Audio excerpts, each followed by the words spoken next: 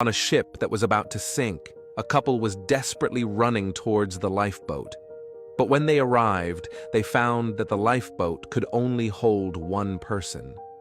Without any hesitation, the husband reached out and pushed his wife away, then jumped onto the lifeboat himself.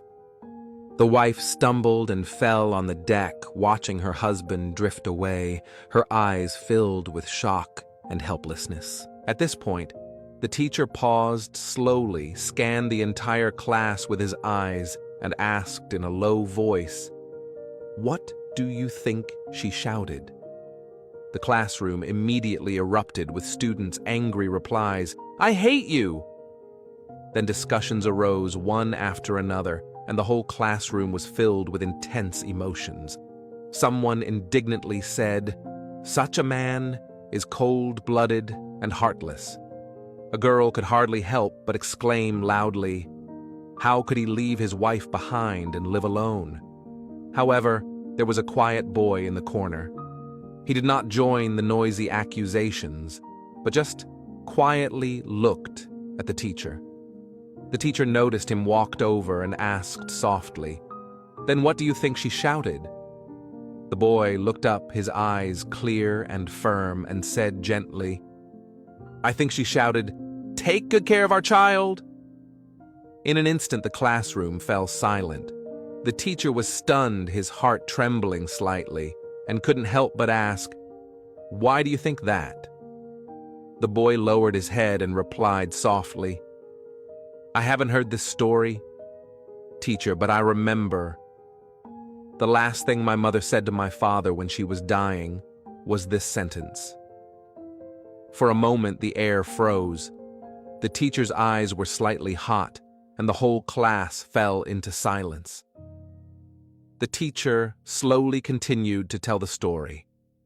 After the ship sank, the husband lived alone with heart-wrenching pain. He raised his daughter alone. Countless nights, he secretly shed tears with his back to the child, but always remained strong in front of others.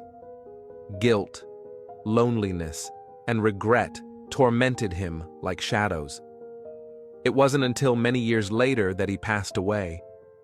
When his daughter was sorting through her father's belongings, she found a diary. In the diary, it was written, "At that moment, how I wished I could sink into the sea with her. But for the sake of our child, I had to live. The pain I endure, only God knows." At this time, the teacher gently closed the book and looked around the class. All the students were quiet. The previous anger had disappeared, replaced by deep reflection. The teacher said softly, "Children. Many things in the world are not as simple as they seem. A seemingly cold choice may hide deep love and helplessness behind it. We should not judge others easily, but learn to understand and tolerate. Only by knowing the whole truth can we make a truly fair judgment."